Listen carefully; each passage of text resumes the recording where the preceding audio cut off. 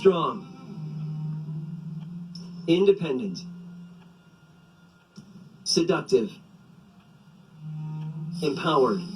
These Victorian-era photographs depict women who, like Bridget, possessed qualities that could be threatening to the men in their lives.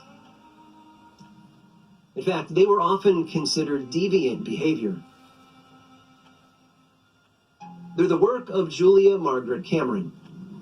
At the age of 48, she was given a camera as a gift, and she became a photographer, a rare vocation for a woman in 1863. This man was also a photographer. Dr. Hugh Welsh Diamond was the superintendent of the female department at the Surrey County Asylum. The women he photographed were his patients, and he photographed them during their confinement in English mental hospitals.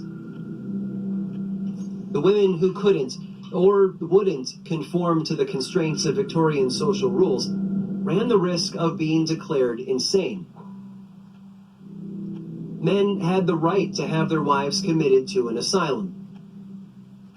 If a husband or father could persuade two doctors that a woman was insane, that's all it took to send her to the madhouse.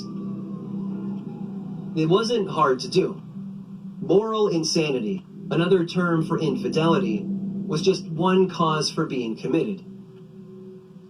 Hysteria, a frequent diagnosis, was another. It's a term derived from hystera, the Greek word for womb. In other words, a mental disorder unique to women.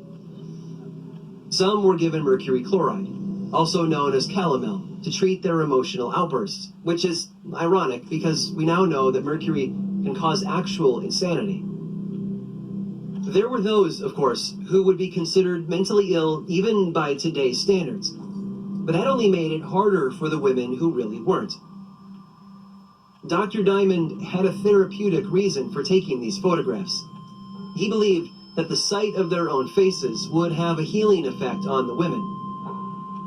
Although the intention was to save them through science, in the end, they were as powerless as Bridget to control their own fate.